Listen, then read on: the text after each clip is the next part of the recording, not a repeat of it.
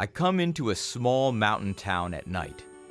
These are the Tengger, people who grew up in the shadow of active volcanoes. The most sacred, the granddaddy, is called Mount Bromo. I find the local priest and through a little pantomiming make a request. I've got something in my bag I want him to bless. Now don't peek, you'll find out soon enough. Thank you. Sama-sama. I hope this works. Terima kasih. Sama-sama. Sama-sama. Now, Mount Bromo and the story behind it are not huge secrets amongst tourists and travelers. So in order to experience this in sort of an off-the-beaten-path style, we've come in the off-season, which is the rainy season. And we're not coming for the sunrise, which is what most travelers do, but rather for the sunset. So a tremendous rainstorm just blew through. Looks like the clouds are parting, and we're gonna have a one glorious hour before the sun sets on the day. I'm a huge fan of off-season travel. Most tourists have time constraints, so they can't take a chance on bad weather or a lack of conveniences. They have to go when everyone else goes.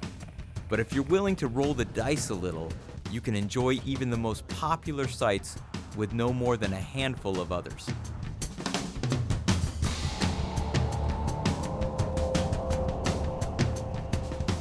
There comes in the fog covering up this chain of volcanoes.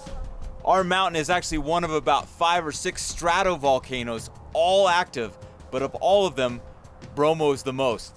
Just last year, it erupted spectacularly, clearing out an area of about 3 kilometers.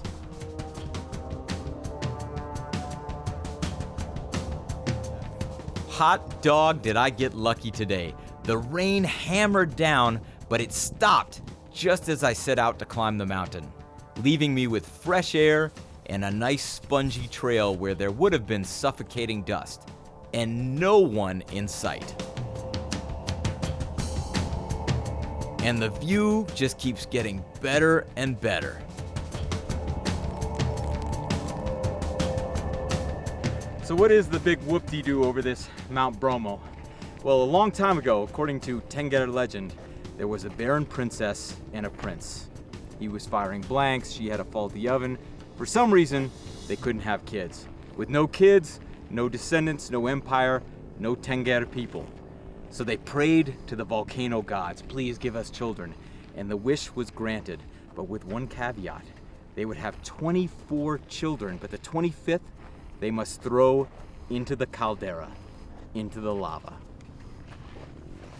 Nowadays, the tradition continues during the festival of Kasada, when the Tengger people climb the mountain to throw, not children, but food and money into the volcano to placate the hungry gods.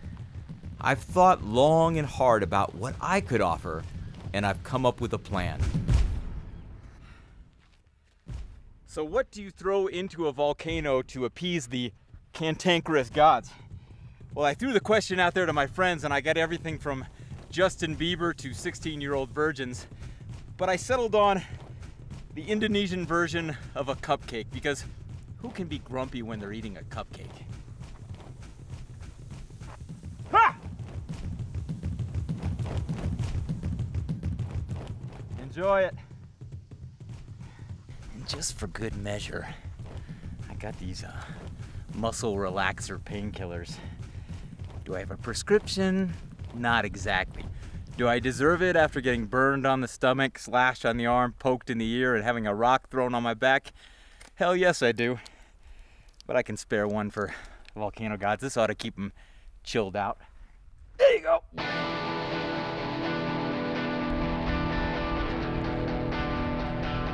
I can't speak for volcano gods, but cupcakes and painkillers, that's a pretty good Friday night. Here's looking at you. Steam billows out as the sun sets on a dry horizon. If the gods aren't happy, at least they appear gratified. I know I sure am. What a beautiful spot, and what a way to end the day.